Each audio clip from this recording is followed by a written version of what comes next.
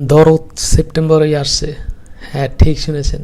Hey guys, welcome back to সিনে সুমন্ত। কি অবস্থা সবার? অনেক দিন পরে একটা টাটকা তাজা খবর নিয়ে আসলাম।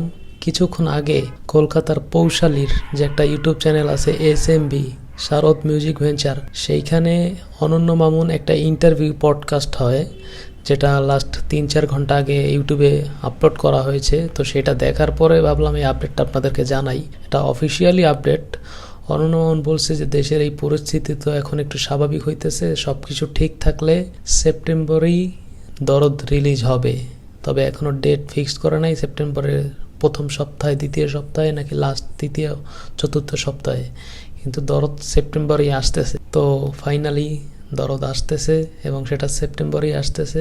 দেখা যাক ডেট নড়বড় হয় কিনা। দরদ নিয়ে যে কত আলোচনা সমালোচনা, কত কিছু, ডেট ফিক্সড, এক রিলিজ ডেট পিছে আর এক রিলিজ ডেট, ঈদ থেকে কোরবানি, কোরবানির থেকে সেপ্টেম্বর, তারপরে থেকে ডিসেম্বর, এইটা সেইটা। এখন আবার দরদ নিয়ে সোশ্যাল মিডিয়া অনন্য মামুনের সাথে এলিয়ানা শাম্মী, যে অভিনেত্রী দরদে অভিনয় করছে, তার সাথে একটা বাকবিতণ্ডা চলতেছে। অনন্য মামুন নাকি দরদের পেমেন্ট করে নাই, শুটিং করার পরে ওই এলিয়ানা শাম্মীর যে পারিশ্রমিক আছে সেটা নাকি অনন্য মামুন ঠিকঠাক মতো দেয় নাই, এবং শুটিং সেটে নাকি অনন্য মামুন এলিয়ানা শাম্মীর সাথে খারাপ ব্যবহার করছে, এটা সেটা। তো এই ব্যাপারটা নিয়ে অনন্য মামুন শারদ মিউজিক ভেঞ্চারের সেই পডকাস্ট ইন্টারভিউটাতে ক্লিয়ার করে দেওয়ার চেষ্টা করছে ব্যাপারটা। সে যেটা বলল সেটা খুবই ক্লিয়ার অ্যান্ড স্পেসিফিকভাবে উত্তর দিছে যে তার যদি কোনো সমস্যা থাকে, টাকা পয়সা জনিত হোক কিংবা যে কোনো সমস্যাই হোক, সেই সমস্যাগুলোর কথা তো সে পার্সোনালি আমাকে নক করে বলতে পারতো, কিংবা আমার অফিসে আইসা বলতে পারতো, জানাইতে পারতো যে আমি আপনার কাছে এই টাকাটা পাই বা এই সমস্যা সেই সমস্যা।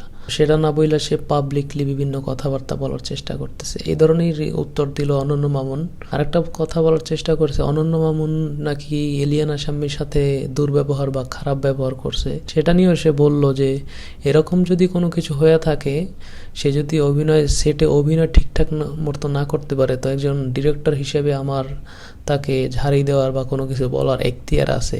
আর সেটা নিয়ে যদি তার কোনো সমস্যা থেকে থাকে, সে অবশ্যই সেটা শুটিং চলাকালীন সময় শুটিং সেটেই বলতে পারতো। এটা নিয়ে এতদিন পরে বলার এইরকম, তাও এই পাবলিকলি সোশ্যাল মিডিয়ায় এসে বলার কোনো মানে নাই। তো যেটা অনন্য মামুনের কথা শুনে অনেকটা তার সৎ থাকার ব্যাপারটাই বোঝা গেছে। কিন্তু এখন আমরা যারা সাধারণ দর্শক, সিনেমা প্রেমী, সিনেমা লাভার যারা আছি, যারা এত ভিতরের খবর জানি না, দূর থেকে এই খোঁজ খবর রাখি, তারা বা অনেকের ধারণা হচ্ছে যে এই সব একটা নাটক, তাদের সাজানো নাটক। দরদের যেই মানুষের আকাঙ্ক্ষা, আগ্রহ বা দেখার যে চাহিদাটা আছে, এটাকে আরো বাড়িয়ে দেওয়ার জন্য তারা ইচ্ছাকৃতভাবে এই নাটকটা করতেছে, এই দরদের হাইপ আরো বাড়ানোর জন্য।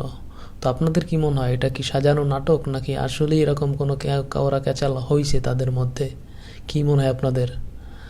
কমেন্ট করে জানান। দেখা হচ্ছে পরবর্তী ভিডিওতে। টেল দেন, টেক কেয়ার, বাই।